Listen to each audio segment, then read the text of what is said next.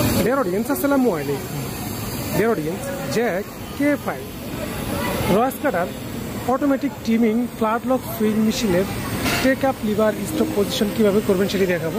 তো আমরা দেখতে পাচ্ছি যে আমাদের মেশিনের নিডল বার স্টপ পজিশন এটা ঠিক নেই, অর্থাৎ আমরা যখন মেশিনটি রান করি স্টপ করার পর আমাদের নিডলটি নিচে এসে দাঁড়াচ্ছে এবং টেক আপটাও কিন্তু নিচে এসে দাঁড়াচ্ছে। এখন আমরা এখানে সিজারটা অফ করে রেখেছি, কারণ যদি সিজারটা অন থাকে তাহলে সেক্ষেত্রে আমাদের নিডলটা ভেঙে যাবে। দেখুন আমি মেশিনটা রান করতেছি, রান করে যখন প্যাডেল থেকে একদম লাস্টে এই যে দেখুন একদম প্যাডেল থেকে একদম লাস্টে আমি প্রেস করলাম, আমাদের প্রেশার ফিট কিন্তু এই যে উপর দিকে উঠতেছে। এখানে আমরা প্রেশার ফিটের অপশনটা বন্ধ করে দিই, এই যে দেখুন তবুও কিন্তু আমাদের এই নিডল বার ডাউন হয়ে আছে, অর্থাৎ এই মেশিনের take up lever stop position ঠিক নেই এবং নিডল বার স্টপ পজিশন ঠিক নেই।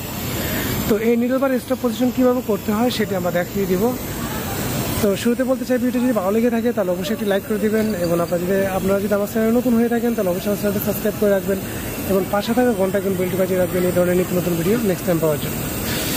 তো ডিয়ার ফ্রেন্ডস, আমরা শুরুতে মেশিনের পাওয়ারটি অফ করে দিব এবং এই মেশিনের যে power button P button press করে পাওয়ারটি আমরা অন করব। আমাদের সামনে 165 নাম্বার চলে আসলো। আমরা এখন এটাকে take up lever stop position করার জন্য আমাদেরকে যে কাজটি করতে হবে 24 অর্থাৎ 024 এই প্রোগ্রামটাতে আমাদের নিয়ে আসতে হবে। আসার পর এখানে 24-এর পরে হাইপেনের পরে যে ডিজিটটা আছে এটা আমাদের নর্মাল একটি ডিজিট, এনকোডার ডিজিট। এখানে আমরা যদি রোটেশন পুলি ঘুরাই, এই যে পুলি যদি আমরা সঠিক রোটেশনে ঘুরাই তাহলে সেই ক্ষেত্রে আমাদের এই নাম্বারটা পরিবর্তন হতে থাকবে। তো এটাকে আমাদেরকে যে কাজ করতে হবে, এই নিডল বার এবং টেক আপ, উপরের টেক আপ, এই নিডল বার আমরা সম্পূর্ণ আপ রাখবো, একদম উপরে রাখবো। এই উপরে রেখে আমাদেরকে এটা সেভ করতে হবে এবং এখানে একটি মার্ক রয়েছে, আমরা এই মার্কটাকে ফলো করব। যদি আমাদের এই পজিশন পুলির স্ক্রু যদি পজিশন ঠিক থাকে তাহলে এই মার্কটা মিলে যাবে, আমরা মার্কে রেখে এটাকে সেভ করবো।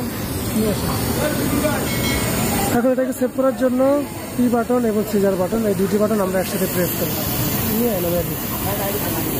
পি এবং সিজার এই দুটি বাটন প্রেস করে পর 24-এর পরে 00 হয়ে যাবে। এখন এটা প্রোগ্রাম সেভ হয়ে গেল।